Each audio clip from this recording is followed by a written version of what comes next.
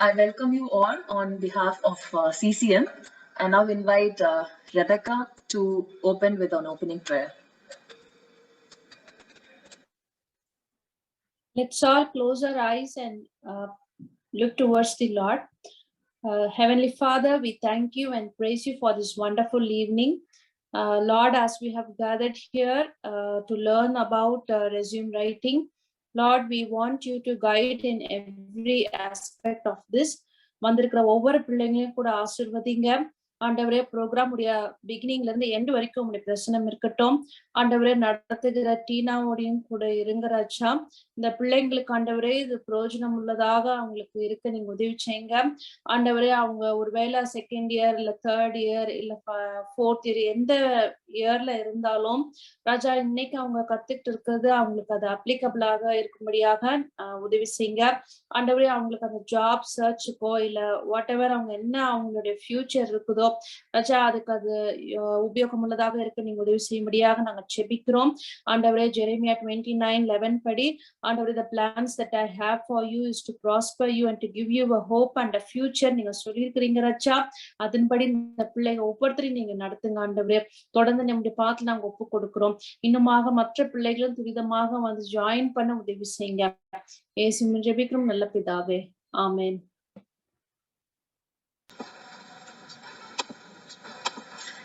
Thank you, Rebecca. So this talk is going to be on resume writing.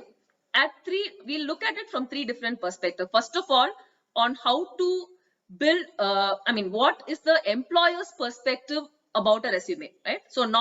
So like in the pretend game, you were the one evaluating, right? So similarly, resume writing, instead of just looking at it from the point of you writing a resume, let's start looking at it from the point of an employer. And then the second topic would be how to write a resume. So we'll go into details of all the tips and what the do's and don'ts, and we'll have some examples also.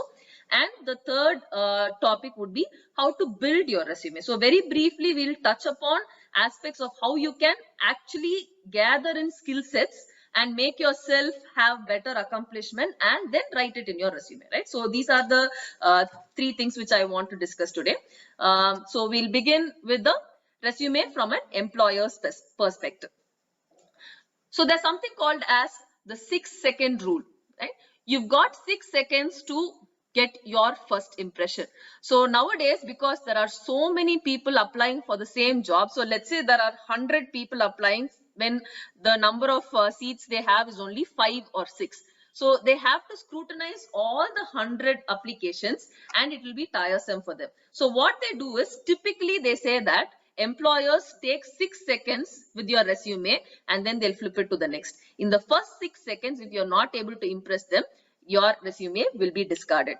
So all your necessary qualifications and your exceptional achievements should be highlighted such that it is visible in your first 6 seconds. So I'm going to go to the next slide and I'm going to allow the next slide to be there only for 6 seconds. Okay, so you can try to have a visualization in your mind of how long your resume is going to be viewed by a person.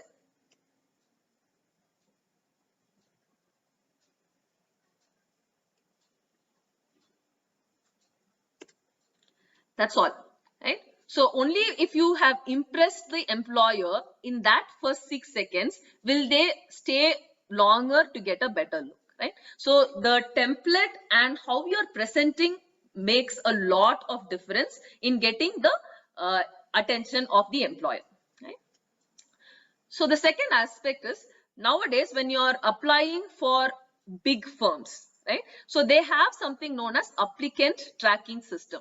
So this is an automated system through which they are going to send your resume. So no human is going to sit and read it. They are going to send through an automated process. So let's say there are 100 applications coming. So they will send it through that process and say, get the first 20 applications, right? The best 20 applications. And from there, they will take few lesser, they will narrow it down and then they will call for an interview. So you also have to write your resume such that it is going to pass through that applicant tracking system. So this is also very important to note. So I will give you some tips of how to get through that applicant tracking system. For example, the keywords which are required for a particular job should be there in your resume. So I will go through what job description means and so on in the following slides. So then you will be able to understand it better. Right? And what are the things the employer would like to know? Right? First of all, they want to know about your education and skill. What all have you learned? What do you have a vast knowledge about? And what is your skill set? What have you worked and what skill set have you gained over the period of time? And secondly, they want to know your experience. What kinds of projects have you already worked on? Right? So that's the second thing. And then what about your performance, about any awards and accomplishments that you have? So these three things are what is primarily required in your resume. And then for each resume, for each job that you're applying, you have to suitably modify your resume such that the person who's reading will get a highlighted version of whether you are suitable for a job, right? So let's say you're applying for a software job. It has to highlight certain points. Your resume has to highlight certain points such that they know that you can actually be a part of that company and give whatever they are expecting you to do, right? So the suitability is a very important aspect. So suitability comes much more subtly. Education, experience and awards, you will write it as it is, but the way you're writing, what are you highlighting, how much bullet points you're putting, that all is going to determine whether you're suitable for the job. And finally, they will also try to gauge your personality based on what they are seeing, right? So these are the 5 things which typically an employer wants to know from your resume, right? Education, experience, awards and accomplishment, and whether you are suitable for that job they are looking for, and what about your personality, will it fit them, right?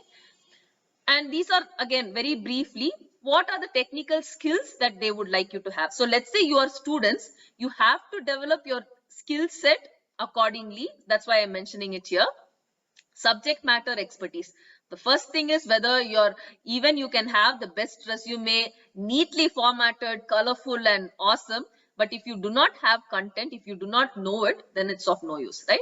So subject matter expertise should be there, and there is no bypassing math and statistical understanding, right? Any job when you're doing, you have to work with numbers.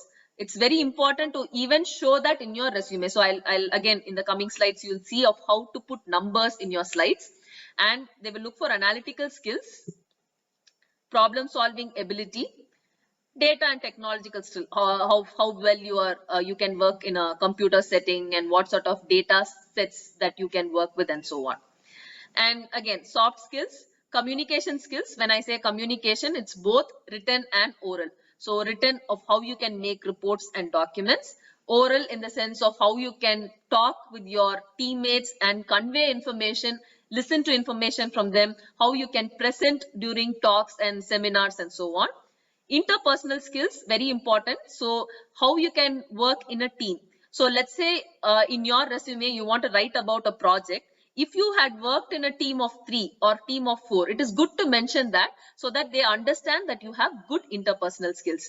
And also you can mention things like, let's say you are a leader in the team. You can talk about your leadership capabilities. And let's say you have organized a conference, you can mention that. So all those things will highlight your leadership. So instead of writing, I am a good leader, instead of that, what they would expect is, I have organized the program. So by that, you're subtly meaning that you're a leader. So those are some skills that they will look at. And then looking at the big picture, right? So I had received this comment from one of the previous generation's general manager. They said that the previous generation people were very much involved and asking questions like, how can I contribute to the company? But he said that this generation people are asking the question, what can the company do for me? Right? So if your perspective is going to be like that, and that is what you're representing in your resume, companies will be hesitant to take you. So they would like you to see the big picture of what the company is doing and ask the question, what use you can be for the company, right? So that's again something which they look for. Basic aptitude, creativity and work ethic. So these are some soft skills that they'll be looking at. So that's from the employer's perspective. I just wanted to keep it brief. So this session, let's go on to in a bit of a detail, how to write your resume. Right? So this is what we have joined here for. So we'll begin by seeing some helpful platforms through which you can write your resume and some tips on how to choose templates. So there are hundreds of templates which are there. How do you choose the right template? Some tips for each section of how to write. So each section meaning we've seen that education, experience, awards. So these are the three main sections that you'll have to write, and about your personal details. So how do you write about these four sessions, and some general tips and examples. So before I go on, is there any doubt? Are there any doubts? I'll give you some 30 seconds. If you have any doubts, you can just enter in the chat box. Otherwise, we'll continue. If I am talking too fast or anything, also any comment on how it should go, if you can put it in the chat box. Right, good. So we'll proceed. So the first platform that I would like to mention is LinkedIn. It's very important that you create a LinkedIn profile. So in one of the future slides also, I would mention that 48% of job calls will actually 48% better opportunity you'll have if you have a LinkedIn profile.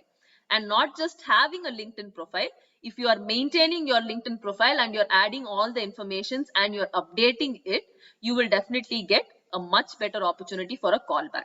So LinkedIn people thought is only for, let's say, job opportunities. I will be able to see through LinkedIn. So that is one thing.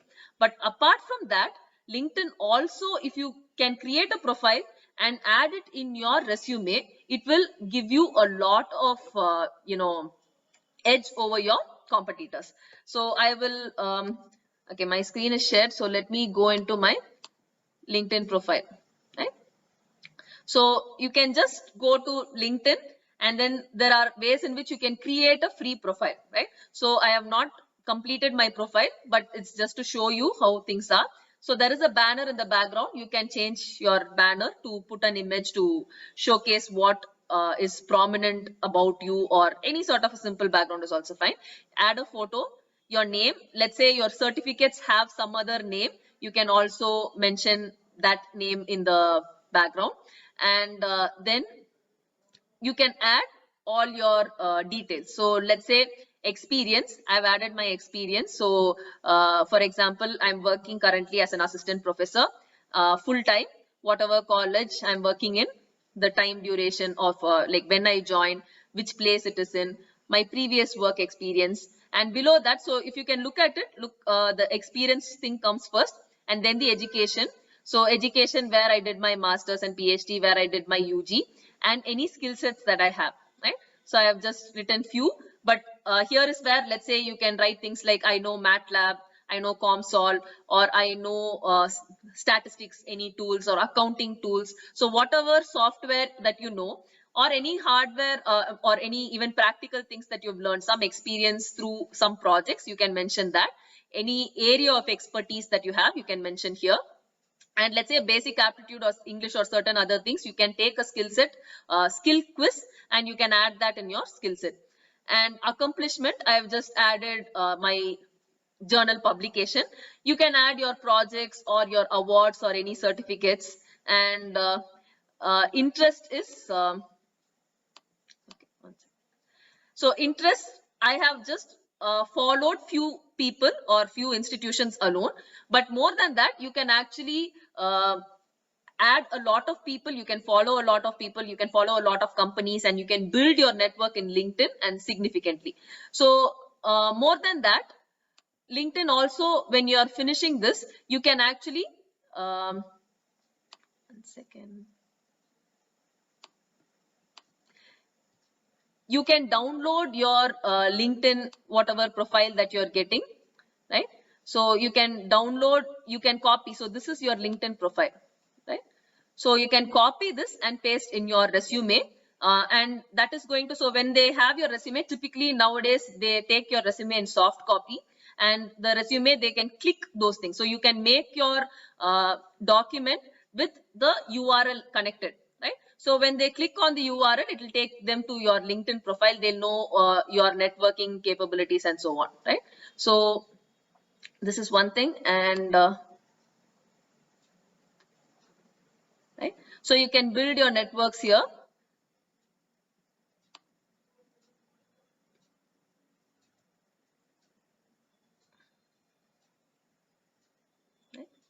And you can even download your resume from this place.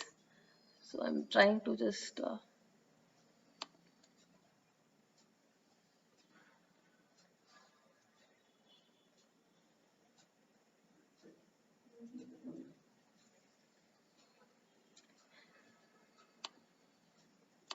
so whatever kind of jobs you're looking for, finding a new job, you can tell what kind of jobs you're looking for at this place, right? So this is about LinkedIn. And the second platform, give me 1 minute.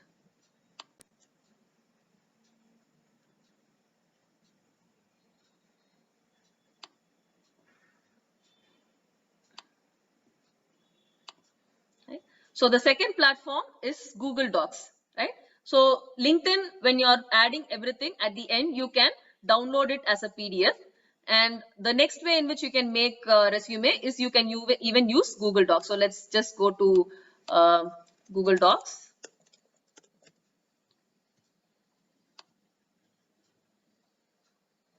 Right. So when you open in your account something like this, you can get several templates, right? So in template library, you can go for resume itself. Several templates are there. Right? You can choose one of the templates. So how to choose template, which template is suitable for you, we'll see it in the coming slides. But just to give you a glimpse, so the template is already ready for you. So let's say you can change your name. Let's say I like teaching. About me part, I can write it here. Teacher, researcher, and so on. The address can be written here, the phone number, the Gmail ID. So here also, this is where experience is written first, then education, then whatever projects are done, the languages known, and other details are there in the site, right? Awards, skill sets are there in the site. So in one page, all the details come in quite clearly. So this is with respect to Google Docs. And the third way in which you can build it easily is using Microsoft Word. Right? So in Microsoft Word, there are again plenty of templates. So let me just open one and show you. So when you're opening a new document, it's going to come like this.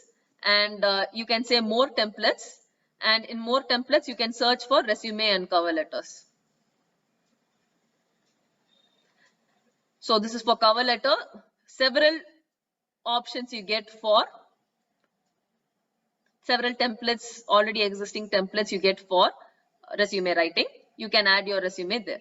Right? And apart from this, you can also use just Google. You can take different templates. You can download it as a Word document, template document, and work on it. So this is with respect to which platform you can use. So either you can just do it in LinkedIn and download a PDF of the LinkedIn version, or you can use Google Docs or Microsoft Word. So now coming to how you choose templates. So there are hundreds or thousands of templates available for free in the internet. So how do you choose it? Typically these days people look for a 1-page or at the maximum 1.5 page to 2-page resume, right? So unless it is specifically required saying the job description is asking saying build your resume with all these values or build it in the template which they are giving you. Apart from that, if you are making a general template, you can do it with 1 or 1.5 pages, right? So your name has to be prominently there. And for freshers, when I mean fresher, if you have just finished your education or if you have finished your education and worked for 2 to 3 years maximum, maybe you can highlight your education first. Education will come first, then experience, and then your other initiatives and several things will come later on. right? So education will come first and then the other details. For experienced candidates, so let's say 5 years or more, or 11 years or 10 years or more of experience, you give your experience first and then your education, because education you had done it 5 years prior or 10 years back, right? So those details, giving it first or giving 10 standard 12 standard marks is not going to be of use for you. So highlight whatever the employer has to see should be highlighted first, right? So here experience will come first. Write the number of experience in the site so that they will know, and then give your experiences. When you're writing about education also, mention what your qualification is. You don't have to go into the detail of this college I studied, this year I studied, this is my marks. You don't have to add all that if it is after so many years. But for a fresher, they will look into all those details, because there are no other major accomplishments that you have done. Your mark is going to be one of the primary criteria in which they are going to evaluate you. So entering your marks is quite good and useful, right? So now coming to the different parts of your resume and what you can write. Oh, I hope my audio and things are clear. If not, kindly mention in chat box, because I'm not getting response, so I wouldn't know. With respect to education, it's good to write in reverse chronological order. So what do I mean by reverse chronological order? Your latest degree or the highest degree will come first, and then your lower degree, and then your, let's say, 12 standard marks. If you want to add also, it will come below. So let's say it will be BCom, then 12th and 10th, right? In that order. Or let's say if it is MSc, it will be MSc and then BSc, then 12th standard. You can leave 10th standard also if you want, right? Okay. And when you're writing about education, it is preferable that you do it in a table, because if you're going to give 3 or 4 points, seeing it as a text is going to be very congested. So it will be good if you can give it in table format with all the details that I mentioned here, your degree and your specialization. So BSc means BSc in what, right? So that specialization, what time period, from which year to which year, right? You don't have to necessarily mention the months. You can write 2009 to 2012 or 2016 to 20. That alone is sufficient. What is the college or university name? So let's say you have a particular college and that college is not very popular. Let's say it's MS Ramaiah Institute of Technology. That might not be a popular name, but it is affiliated to Visvesvaraya Technological University. So that's the state-wide known name.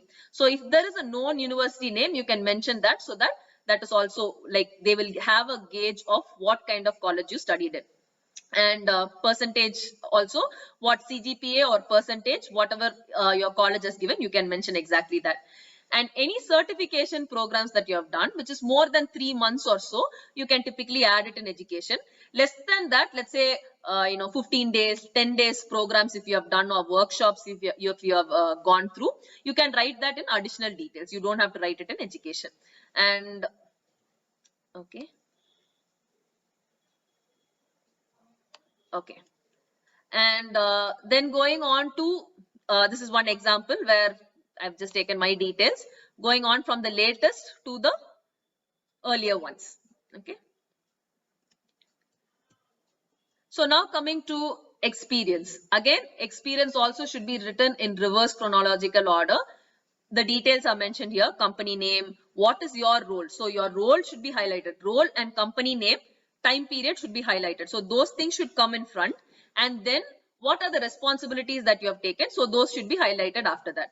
For example, let's say I'm an instrumentation engineer. I've left out the time period. You have to add time period also. So instrumentation engineer, in which company I was an instrumentation engineer, and what is the time period. And then below it, I will write in detail of what roles and responsibilities I have taken. So let's say you're a fresher, you will not have job experience, but you'll have projects. Any mini projects which you have done, anything where there is a report in hand or a certificate, you can write. So let's say in a particular course, for 20 marks or 10 marks, you have done some assignment, you should not add it. But let's say one whole course, additionally extra certification you have done, or a mini project you have done in-plant training, internships, case studies, all that you can highlight when you are a fresher. Then it goes on to highlighting awards and achievements. So one thing which I'll encourage students, current students, is that participate in a lot of events. So your extracurricular matters, because I also, when I was doing my UG, when I was making my resume is when I was feeling extremely sad, because I didn't have many things to add in my resume. So I was looking at all my classmates. They were like, okay, got this award, and organized this conference. All those things they had, but because I was only studying and not doing anything else, I did not have any extracurricular activities. So any extracurricular awards, like any competitions, technical competitions that you have gone through, so those things you can mention here. Like co-curricular first and then extracurricular later. So let's say any hobbies or in music or dance or anything else, that if you have any certification, mention it later, because that's not directly going to affect your resume or your job. It's an indirect thing, right? So you can mention it in the later time. And whenever you're adding something, have proof for it. Do not add anything without proof. So let's say you did actually make do a project, but there is no report, there is no certificate or anything.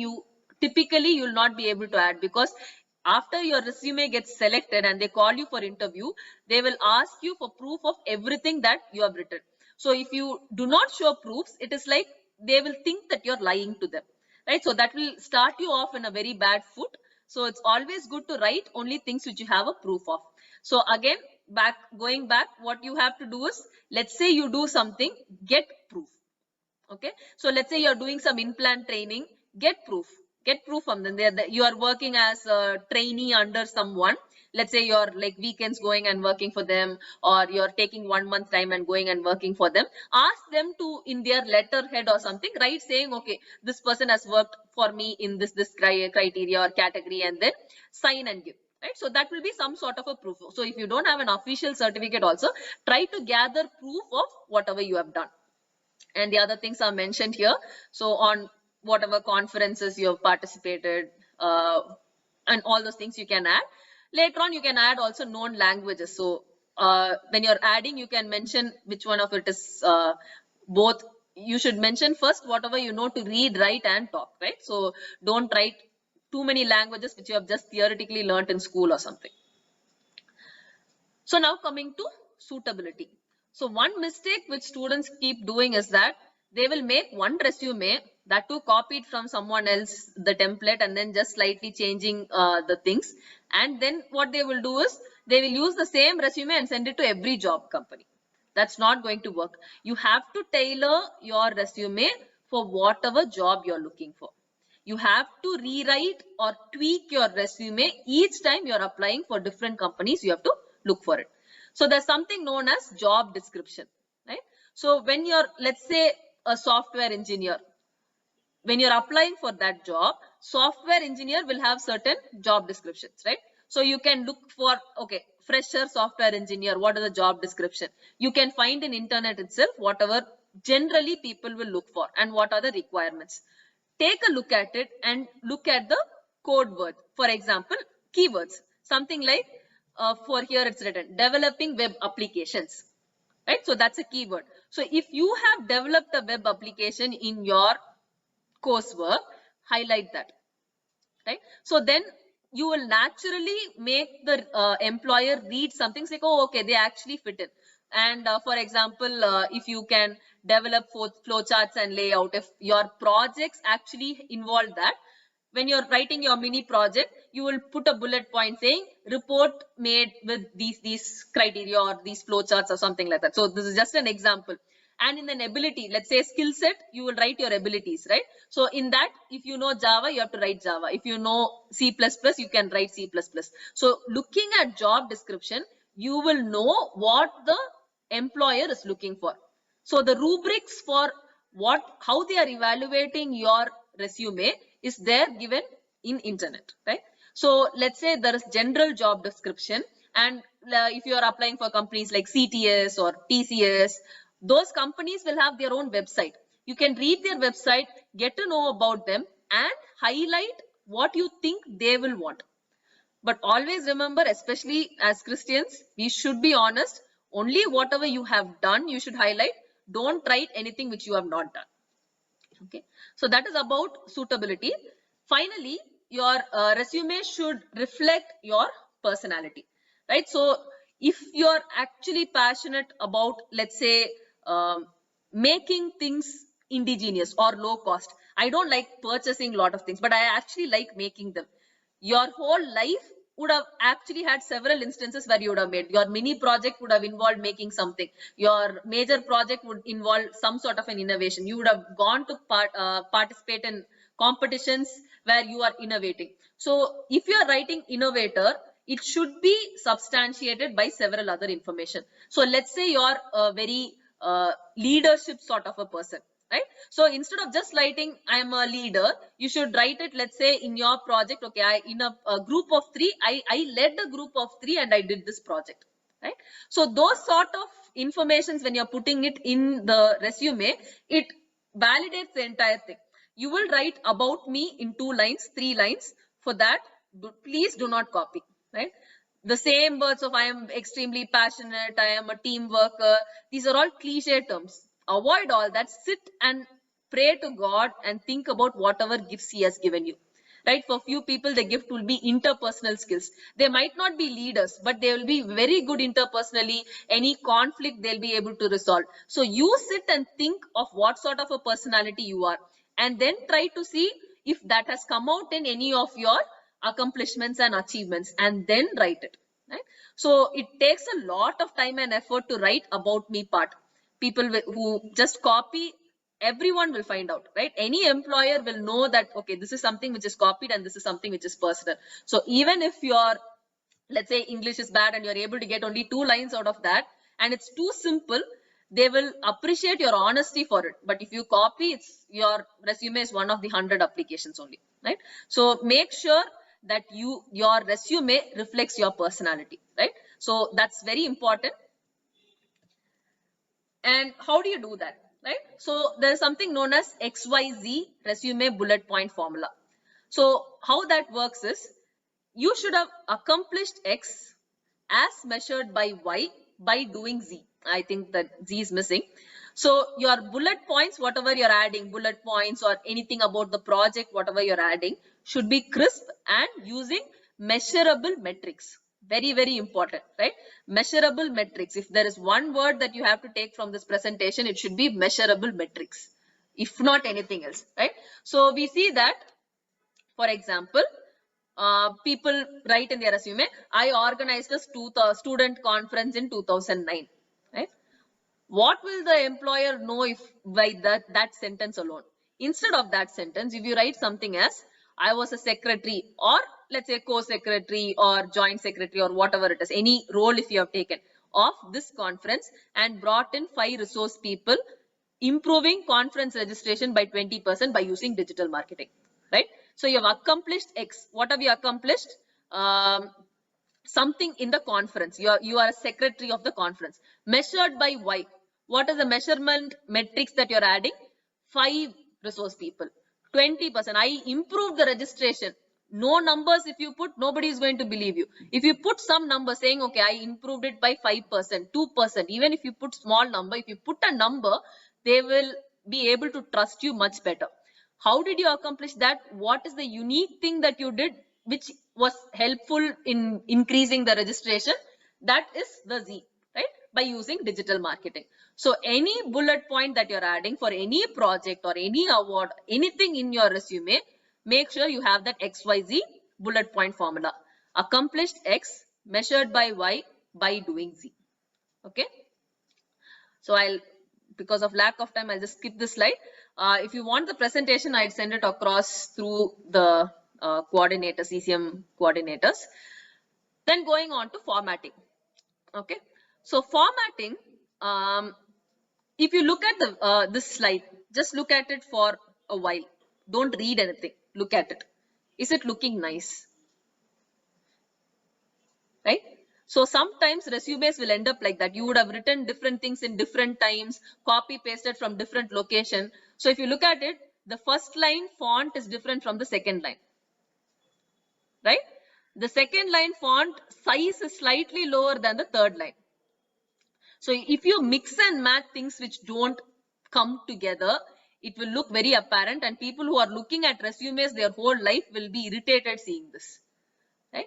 So make sure that you proofread properly and choose whatever fonts. So the fonts are mentioned here. You can use Times New Roman or Cambria, whatever fonts which are usually nice to look at. Either serif fonts or sans serif fonts are mentioned here. And typically the main content should be 12-point size. So just because you're writing 1-page resume, don't make it 10 or 9 or 8. If you do something like that, just to make sure you put in a lot of content, remember candidate 3. What did they do? Narration went off so quickly that nothing would have gone to the listener.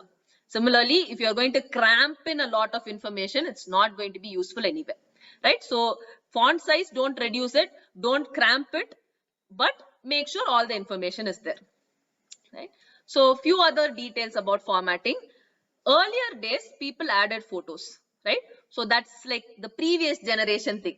So now the latest generation, what the employers nowadays expect is that they don't want your photo, right? They are not hiring you. It's not a, not a look for marriage or something, right? So nobody is looking for a photo unless certain companies say, I want your photo, resume with photograph, you add photographs. Otherwise, don't add photographs. And if you are adding photographs also, don't add a photograph where you're there in a beach or, in a silk saree with lot of jewelry and going for a wedding, right? Don't add photos which are not professional.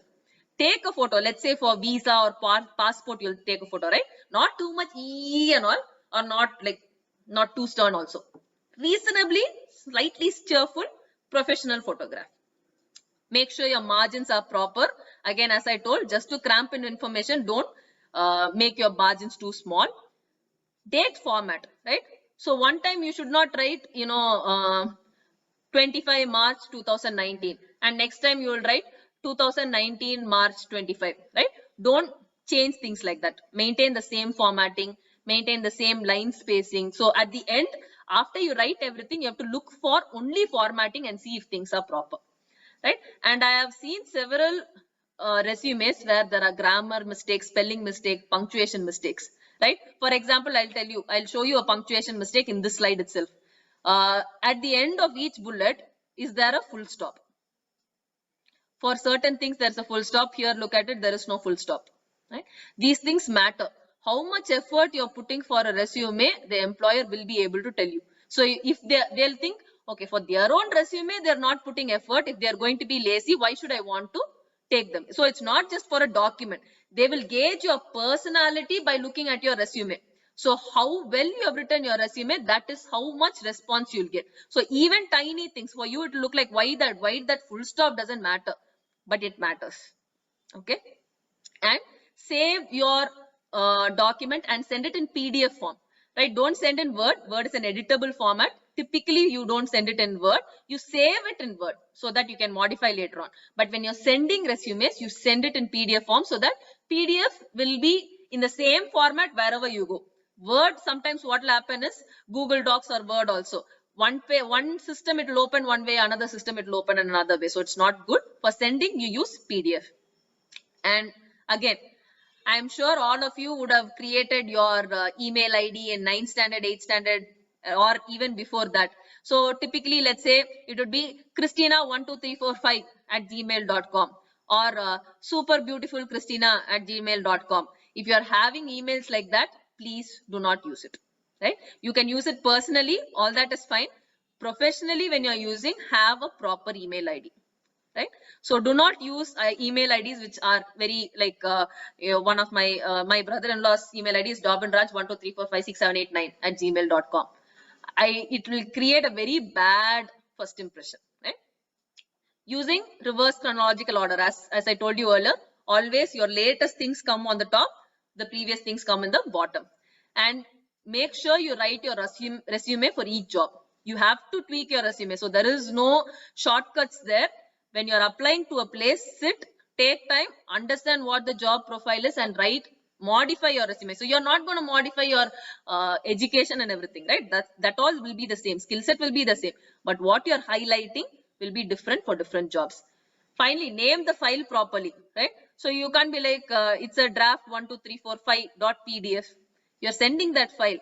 The employer will read the file name also. So to that detail, you have to be clear and have a career record where you update details. I'll show you my career record. So career record is whatever you have done. So it will be multiple pages. So let's say this is my document. So I have all the details. So whatever I have done, right? So whatever I have learned, whatever other details. So from this, what should I do? I should write a one-page document taking the important details from this. So I understand that when you are students, you won't have much, but get into that mindset, right? So whatever you have done, okay, this competition I participated, this thing I have done, this conference I've organized. So write a record, keep a proof, right? So when you're writing your resume later on, it will definitely help because you are still very young. You will switch companies when you grow. So let's say after joining a company also 5-6 years, you might want to shift a company. Keeping a career record helps because you will forget. Nobody can remember all the details. So it is important to have a career record. Then going on to cover letter, write a fresh cover letter for each job. So when you're attaching a resume, a cover letter will be, let's say, an email or something, which you will attach saying, okay, this is where I have attached my resume. With that, write a cover letter, make it personal. Don't make it a general cover letter, copy paste for any company. Make it specific for that company. Write the person's name, whom you're addressing to. Write 1 or 2 sentences about the company. Right? Then saying, okay, this is your company, this is what you do, and I fit your company because this is my qualification. Write it clearly so that they will know. And don't make it too long. Like it should not be 2-page essay there. It should be crisp. 4 or 5 sentences totally. Write your accomplishment, key accomplishment, and say, I want to apply for this job. I have attached my resume here with. Can you kindly consider? Right? So how to build your resume? Now that you know what are all the components which are expected in a resume, if you don't have, it's okay. Start preparing now, right? If you don't know any software, oh, yo, I don't have any skill set, learn it. It's not too late. It'll take 6 months to learn, 6 months of good effort. If you learn a software sufficiently enough to put it there, right? It's not just for adding into a resume, your knowledge keeps improving, right? So let's say a lot of certification courses help. Put that money and effort and time to do that certification course. So instead of just saying, okay, if you want to learn a new concept, instead of just going to Wikipedia, YouTube and learning the concept and nobody knows how you learned it or whether you have learned it. If you can do a course on that, if you can get a certificate from a well-proven thing. So there are a lot of things like NPTEL and Coursera for technical stuff. You can go there, find out courses. You might have to pay, but it's okay. Pay that and learn the courses. You'll get a certificate from a very well established certification agency. So when you're having such a certificate, it will help in your building your profile, right? So if you, one thing is representing whatever you have already done well. Second is, if you find that insufficient, start today, right? Think of how you can improve your resume. So we will wind up with this. I have an assignment for you. We would like to have a follow-up meeting also, so that instead of looking at random examples or examples of my resume, we can work with your resume, right? So take your time, and because I understand that, so let's say BBA and BCom students would have different things. So now that I know that you are the people who have attended the program, I will look into how those people have to write their resume and what are the nuances there. The general principles apply. Anything specific, I'll also learn and come. You can write 2 resumes, right? Not 1. 2 resumes, meaning 2 different template you have to choose. Write your resume for 2 different job profiles. You know whatever job you want to take. Find the job description for that. You say that, okay, this company, hypothetically, okay, this company I want to apply. This is the job I am actually passionate about. So let's say I finish my degree. This is where I'm going to apply. Take that particular job profile, right? Take 2 different templates and write your resume. Make all the correction. I'll send this PPT to you. Make sure that you can finish and check with all these points whether it matches. We will meet again for a short meeting in 2 weeks. Meanwhile, also you can message me. My number is here. But you can come again. We will again work through, because once you have learned and written and tried out, your way in which you will understand and tweak and make it better will be much different, right? Okay. So it's there. Uncle, can you close in prayer, Uncle? Yes. Oh, Heavenly Father, we thank you for this time of interaction we had with the missionary children. Lord, you have a special concern for them. Lord, you organize these programs specifically to build their talents and skills so that they will be equipped adequately to face the challenges of this world when they look out for jobs. Be with the students who are studying right now, help them to plan ahead so that whatever focus they have in their career, help them to build whatever backup they need right from the start so that it will be available at the appropriate time. We also pray for those students who completed their studies now and they are looking for jobs. Be with them, help them to use this information to improve their presentation so that it will be a successful plan for them when they face the various employers. Lord, you have already planned a future for them. In that direction, you are guiding them. Therefore, we don't have to worry about anything. We don't have to be anxious. We only leave it to you, Lord, so that you will design the path for them to go to the place that you have ordained for them. Be with each of the students, help them to interact with Dr. Christina more and get to know more information from her so that they can do still better also. Thank you for enabling us to conduct this program, especially we thank Dr. Christina, whom you have given to encourage these students. Be with her also in whatever efforts that she's making to make these students more effective and bold, and also in their life help them to take care of their future plans in advance and planning and executing them the way you want them to do. Thank you for their skills. Thank you for the knowledge you have given them. Help them to prune it suitably so that it'll be shining when they go for interviews and selections. We thank you for this time, Lord, once again, and we leave these students in your care. Help us to meet again in another session, maybe follow-up sessions or new topics. Be with us and guide us so that it will be for your glory. In Jesus' name we pray. Amen. Amen. Thank you, Uncle. Thanks. Yeah. So with this, we close. Thank you for joining. If you have any doubts, you can stay back and ask. Otherwise, you can leave. Thank you.